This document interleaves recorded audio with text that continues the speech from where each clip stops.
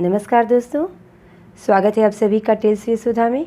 अगर आपने अभी तक मेरे चैनल को सब्सक्राइब नहीं किया है तो प्लीज़ इसे आज ही सब्सक्राइब करें और साथ ही बेल आइकन भी प्रेस करें, जिससे मेरे आने वाले वीडियोस के नोटिफिकेशन आपको मिलते रहें। आज मैं मुंशी प्रेमचंद की एक और रचना आपके लिए लेकर आई हूँ। कहानी का शीर्षक है स्त्री और पुरुष। तो चलिए आज की कहानी शुरू करते हैं। विपिन बाबू के लिए स्त्री ही संसार की सुंदर वस्तु थी।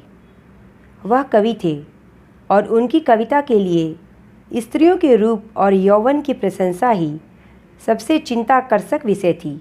उनकी दृष्टि में स्त्री जगत में व्याप्त कोमलता, माधुर्य और अलंकारों की सजीव प्रतिमा थी। जबान पर स्त्री का नाम आते ही उनकी आंखें जगमगा उठती थीं, कान खड़े हो जाते थे, मानो किसी रसिक ने गाने की आवाज़ सुन ली हो। जब से होश संभाला तभी से उन्होंने उस सुंदरी की कल्पना करनी शुरू कर दी जो उनके हृदय की रानी होगी। उसमें उषा की प्रफुल्लता होगी, पुष्प की कोमलता, कुंदन की चमक, बसंत की छवि, कोयल की ध्वनि। वह कवि वर्णित सभी उपमाओं से विभूषित होगी। वह उस कल्पित मूर्ति के उपासक थे, कविताओं में उसका गुण गाते। वह दिन भी समीप आ गया था जब उनकी आशाएं हरे हरे पत्तों से लहराएंगी, उनकी मुरादें पूरी होंगी। कॉलेज की अंतिम परीक्षा समाप्त हो गई थी और विवाह के संदेशे आने लगे थे। विवाह तय हो गया। विपिन बाबू ने कन्या को देखने का बहुत आग्रह किया, लेकिन जब उनके मामू ने विश्वास दिलाया कि लड़की बहुत ही रूपवती है, मैंने अपनी आंखों से देखा है, तब वह राजी हो गए। धूमधाम से बारात निकली और विवाह का मुहूर्त आया। वधू आभूषणों से सजी हुई मंडप में आई तो विपिन बाबू को उसके हाथ पांव नजर आए। कितनी सुंदर उंगलियां थीं, मानो दीप सिखाए हों। अंगों की शोभा कितनी मनोहारिणी थी। विपिन फूले न समाये। दूसरे दिन वधू विदा हुई तो वह उसके दर्शनों के लिए इतने अधीर हुए कि ज्यों ही रास्ते में कहारों ने पालकी रखकर मुंह हाथ धोना शुरू किया, वह चुपके से वधू के पास जा पहुँचे। वधू घूंघट हटाए पालकी से सिर निकाले बाहर झांक रही थी। विपिन की निगाह उस पर पड़ गई। यह वह परम सुंदरी रमणी न थी जिसकी उन्होंने कल्पना की थी। यह तो चौड़े मुंह, चपटी नाक और फूले हुए गालों वाली कुरूपा स्त्री थी। रंग गोरा था पर उसमें लाली के बदले सफ़ेदी थी। और फिर रंग कैसा ही सुंदर क्यों न हो, रूप की कमी पूरी नहीं कर सकती। विपिन का सारा उत्साह ठंडा पड़ गया। हाँ, इसे मेरे ही गले पड़ना था। क्या इसके लिए समस्त संसार में और कोई न मिलता? उन्हें अपने मामू पर बहुत क्रोध आया, जिन्होंने वधू की तारीफ़ों के पुल बांध दिए थे। अगर इस वक्त वह मिल जाते तो विपिन उनकी ऐसी खबर लेता कि वह भी याद रखते। जब कहारों ने फिर पालकियाँ उठाईं तो विपिन मन में सोचने लगा, इस स्त्री के साथ कैसे मैं बोलूँगा, कैसे इसके साथ जीवन काटूँगा। इसकी ओर तो ताकने से भी मुझे घृणा होती है। ऐसी कुरूपा स्त्रियां भी संसार में हैं, इसका मुझे अब तक पता न था। ईश्वर ने कैसा मुंह बनाया है इसका, कैसी आंखें हैं। मैं और सारे ऐबों की ओर से आंखें बंद भी कर लेता, लेकिन वह चौड़ा मुंह। हे भगवान, क्या तुम्हें मुझी पर यह वज्रपात करना था? विपिन को अपना जीवन नरक सा जान पड़ता। वह अपने मामू से लड़ा, ससुर को लंबा खर्रा लिखकर फटकारा, माँ बाप से हुज्जत की, और जब इससे भी शांति न मिली तो कहीं भाग जाने की बात सोचने लगा। अपनी पत्नी आशा पर उसे दया अवश्य आती थी। वह अपने को समझाता कि इसमें उस बेचारी का क्या दोष है, उसने ज़बरदस्ती तो मुझसे विवाह नहीं किया। लेकिन यह दया और यह विचार उस घृणा को न जीत सकता था जो आशा को देखते ही उसके रोम रोम में व्याप्त हो जाती थी। आशा अपने अच्छे से अच्छे कपड़े पहनती, तरह तरह से बाल संवारती, घंटों आईने के सामने खड़ी होकर अपना श्रृंगार करती, लेकिन विपिन को यह सब शुतुरगमत से मालूम होते। वह दिल से चाहती थी कि उन्हें प्रसन्न करूं, उनकी सेवा करने के लिए अवसर खोजा करती थी, लेकिन विपिन उसे भागा भागा फिरता था। अगर कभी भेंट हो जाती तो वह ऐसी जली कटी बातें कहने लगता कि आशा रोती हुई वहाँ से चली जाती। सबसे बुरी बात यह थी कि उसका चरित्र भ्रष्ट होने लगा। वह यह भूल जाने की चेष्टा करने लगा कि मेरा विवाह हो चुका है। कई कई दिनों तक आशा को उसके दर्शन भी न होते। वह उसके कह कहे की आवाज़ें बाहर से आती हुई सुनती, झरोखे से देखती वह दोस्तों के गले में हाथ डाले सैर करने जा रहे हैं, और वह तड़प कर रह जाती। एक दिन खाना खाते समय उसने कहा, अब तो आपके दर्शन भी नहीं होते, मेरे कारण आप क्या घर छोड़ दीजिएगा? विपिन ने मुंह फेर कर कहा, घर ही पर तो रहता हूँ, आजकल जरा नौकरी की तलाश है, इसलिए दौड़ धूप ज़्यादा करनी पड़ती है। आशा बोली, किसी डॉक्टर से मेरी सूरत क्यों नहीं बनवा देती? सुनती हूँ आजकल सूरत बनाने वाले डॉक्टर पैदा हो गए हैं। विपिन ने बोला, क्यों नाहक चिढ़ती हो? यहाँ तुम्हें किसने बुलाया था? आशा बोली, आखिर इस मर्ज की दवा कौन करेगा? विपिन ने कहा, इस मर्ज की दवा नहीं है। जो काम ईश्वर से न करते बना, उसे आदमी क्या बना सकता है? आशा ने कहा, यह तो तुम ही सोचो कि ईश्वर की भूल के लिए मुझे दंड दे रहे हो। संसार में कौन ऐसा आदमी है जिसे अच्छी सूरत बुरी लगती है?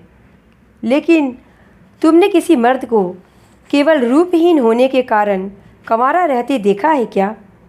रूपहीन लड़कियां भी माँ बाप के घर पर नहीं बैठी रहती, किसी न किसी तरह उनका निर्वाह हो ही जाता है। उनके पति उन पर प्राण भले ही ना देते हों, लेकिन दूध की मक्खी की तरह नहीं निकाल फेंकते। विपिन ने झुंझला कर कहा, क्यों नाहक सिर खाती हो? मैं तुमसे बहस करना नहीं चाहता। दिल पर जब्र नहीं किया जा सकता और ना दलीलों का उस पर कोई असर पड़ता है। मैं तुम्हें कुछ नहीं कहता हूँ, फिर तुम क्यों मुझसे हुज्जत करती हो? आशा यह झिड़की सुनकर चली गई। उसे मालूम हो गया कि इन्होंने मेरी ओर से सदा के लिए अपना हृदय कठोर कर लिया है। विपिन रोज सैर सपाटे करते, कभी कभी रात को भी गायब रहते। इधर आशा चिंता और नैराश्य से घुलते घुलते बीमार हो गई। लेकिन विपिन भूल कर भी उसे देखने न आता, सेवा करना तो दूर रहा। इतना ही नहीं, वह दिल में चाहता था कि वह मर जाती तो गला छूटता। अब की खूब देखभाल कर अपनी पसंद से विवाह करेगा। अब वह और भी खुल खेला। पहले आशा से कुछ दबता था, कम से कम उसे यह धड़का लगा रहता था कि कोई मेरी चाल ढाल पर निगाह रखने वाला है। मगर आशा के बीमार हो जाने से वह धड़का भी छूट गया। कुवासनाओं में ऐसा लिप्त हो गया कि मर्दाने कमरे में ही जमघट होने लगे। लेकिन विषय भोग में केवल धन का ही सर्वनाश नहीं होता, उससे भी कहीं ज़्यादा बुद्धि और बल का सर्वनाश होता है। विपिन का चेहरा पीला होने लगा, देह भी छीड़ होने लगी, पसलियों की हड्डियां बाहर निकल आईं, आँखों के इर्द गिर्द गड्ढे पड़ने लगे। अब वह पहले से भी कहीं ज़्यादा शौक करने लगा। नित्य तेल लगाता, बाल बनवाता, कपड़े बदलता, किंतु मुख पर कांति न थी। रंग रोगन से क्या हो सकता था? एक दिन आशा बरामदे में चारपाई पर लेटी हुई थी। इधर हफ्तों से उसने विपिन को न देखा था। उन्हें देखने की इच्छा हुई। उसे भय था कि वह नहीं आएंगे, फिर भी वह अपने मन को न रोक सकी। विपिन को बुला भेजा। विपिन को भी उस पर दया आ गई और वह आ गया। आशा ने उसके मुंह की ओर देखा तो चौंक पड़ी। वह इतने दुर्बल हो गए थे कि पहचानना भी मुश्किल था। आशा बोली, तुम बीमार हो क्या? तुम तो मुझसे भी ज़्यादा घुल गए हो। विपिन ने कहा, जिंदगी में रखा ही क्या है जिसके लिए जीने की फ़िक्र करूं? आशा बोली, जीने की फ़िक्र न करने से कोई इतना दुबला नहीं हो जाता। तुम अपनी कोई दवा क्यों नहीं करते? यह कहकर उसने विपिन का दाहिना हाथ पकड़कर अपनी चारपाई पर बिठा दिया। विपिन ने भी हाथ छुड़ाने की चेष्टा न की। उनके स्वभाव में इस समय एक विचित्र नम्रता थी जो आशा ने कभी न देखी थी। बातों से भी निराशा टपक रही थी। अक्खड़पन या क्रोध की गंध भी न थी। आशा को ऐसा मालूम हुआ उनकी आंखों में आंसू भरे हुए हैं। विपिन चारपाई पर बैठते हुए बोले, मेरी दवा अब मौत करेगी। मैं तुम्हें जलाने के लिए नहीं कहता। ईश्वर जानता है मैं तुम्हें चोट नहीं पहुंचाना चाहता। मैं अब ज़्यादा दिनों तक न जीऊँगा। मुझे किसी भयंकर रोग के लक्षण दिख रहे हैं। डॉक्टर ने भी यही कहा है। मुझे इसका खेद है कि मेरे हाथों तुम्हें कष्ट पहुंचा, पर मुझे क्षमा करना। कभी कभी बैठे बैठे मेरा दिल डूब जाता है, मूर्छा सी आ जाती है। यह कहते कहते एकाएक वह कांप उठा। उसकी सारी देह में सनसनी सी दौड़ गई। मूर्छित होकर वह चारपाई पर गिर पड़ा और हाथ पैर पटकने लगा। मुंह से झाग निकलने लगा। सारी देह पसीने से तर हो गई। आशा का सारा रोग हवा हो गया। वह महीनों से बिस्तर न छोड़ सकी थी, पर इस समय उसके शिथिल अंगों में विचित्र स्फूर्ति आ गई। उसने तेजी से उठकर विपिन को अच्छी तरह लिटा दिया और उसके मुख पर पानी के छींटे देने लगी।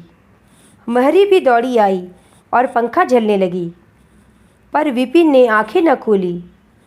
संध्या होते होते उनका मुंह टेढ़ा हो गया और बायां अंग शून्य पड़ गया। हिलना तो दूर रहा, मुंह से बात निकलना भी मुश्किल हो गया। यह मूर्छा न थी, फालिज था। फालिज के भयंकर रोग में रोगी की सेवा करना आसान काम नहीं है। उस पर आशा महीनों से बीमार थी, लेकिन अपने पति के रोग के सामने वह अपना रोग भूल गई। 15 दिनों तक विपिन की हालत बहुत नाजुक रही। आशा दिन रात उसके पास बैठी रहती, उसके लिए पथ्य बनाती, उन्हें गोद में संभाल कर दवा पिलाती। अपने पति के जरा जरा से इशारों को समझना उसके जैसी धैर्यशाली स्त्री का ही काम था।